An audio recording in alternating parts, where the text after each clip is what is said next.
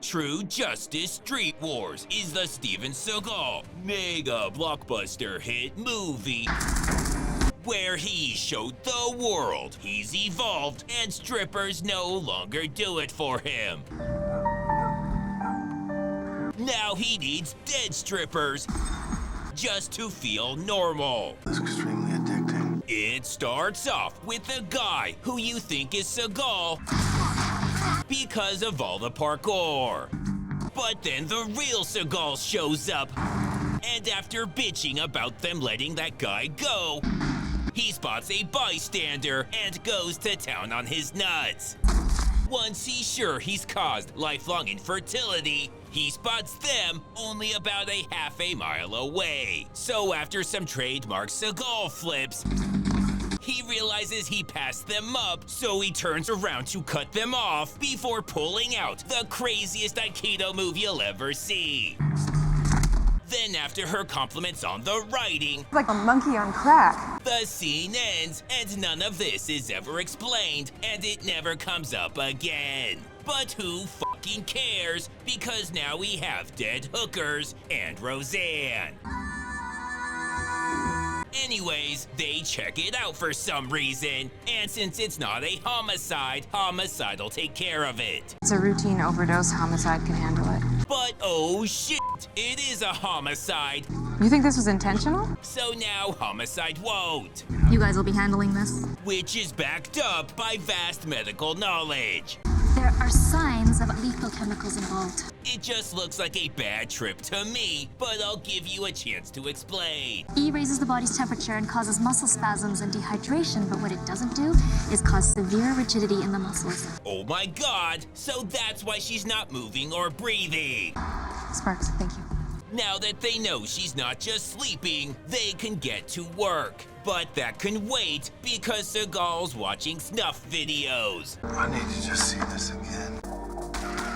Eventually, his laptop battery dies, and now they can really get to work. Just kidding. Did you plan on telling me you have emphysema? Look, the reason why I didn't tell you. Oh my god, nobody fucking cares. For the love of God, do something. All right, do me a favor. Don't forget about this kidnapping case. They tell him they're not supposed to know he's been kidnapped yet, but he can't be bothered. All right, thanks, Chief. Now Seagal's doing some sit-down searching for some guy. You know Paul's son Tommy? And now he's missing too. What are the odds of that? Oh, man, this is all connected. Holy shit, that does make a lot more sense. That was so much police work, so we finally get a strip club. Then it's the holy grail of Seagalness when one of them just dies. Then she comes in with some shocking news. Paramedics found these tucked in her bra. It's not clear why they went through her bra that she's still wearing, but he respects their game. Just because he's enjoying the dead stripper afterglow doesn't mean his fake cop senses aren't firing on all cylinder, and after staring down the camera for a while, something about this guy seems a little suspicious.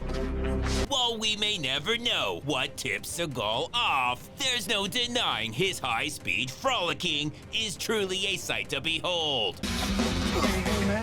Seagal was actually a lot further ahead, but got tired of waiting. So they bring him in for questioning. He's admitted that he gave the girl the ecstasy, but he says he didn't know it was a hot load.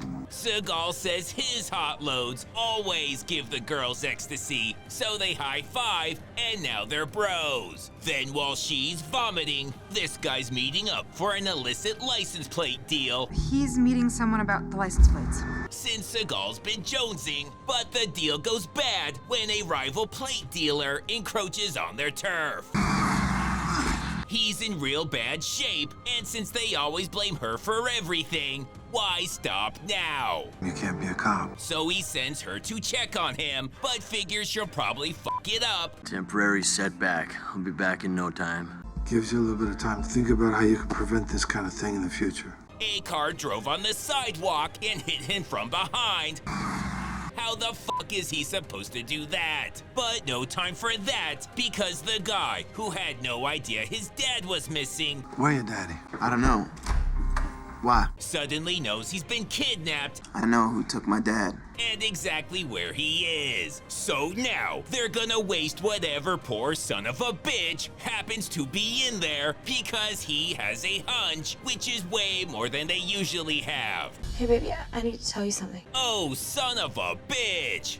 Yeah, we're just about to hit a pad. I can't really talk right now. It's important. Fucking doubt it! I need you to hear me out. Make it fast.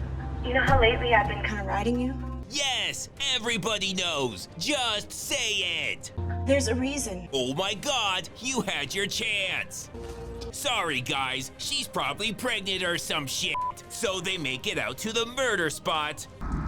What's with the extra body, boss? Oh him, that's just don't fucking worry about it. Now they're doing their super covert walk down the middle of the street while Seagal stares at the camera again, so you know we're in for a shootout at the OK Golden Corral. They make sure their roles are clear and then move in. Tosis is on dick shots, Seagal's on general mayhem and murder, and Blondie's on cleanup, which is when this guy asks if there's a problem and if he can help.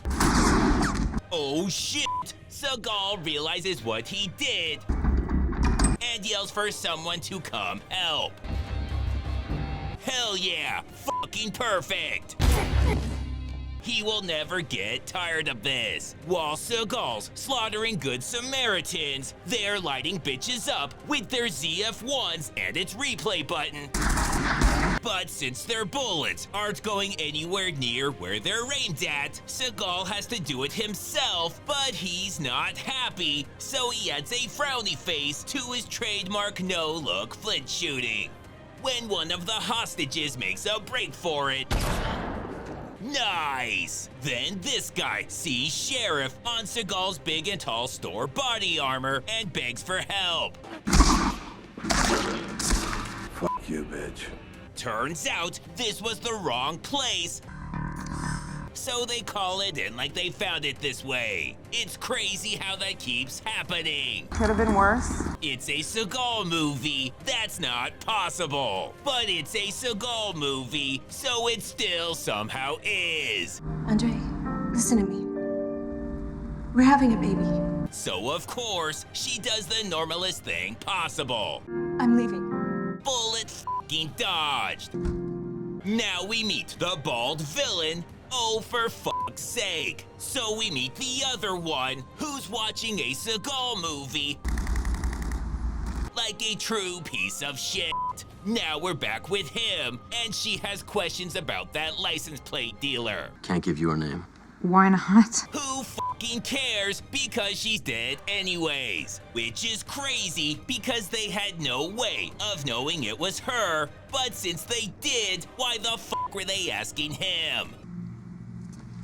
Okay, great. So whatever. Now Tosis and Seagal movie regular Ryu, along with the confidential informant that's so confidential they're starring in movies within movies together, are trying to eat up runtime when they find themselves in a standoff, but manage to get out of it by giving up like giant pussies. Meanwhile, Seagal's doing that thing where he pays the prison guards to look the other way while he viciously attacks an inmate. Well, I have no beef with you. Exactly! Which gives him such a rush, he goes after the sleeping cellmate. Now he's playing guitar, which has nothing to do with anything. He just hates you.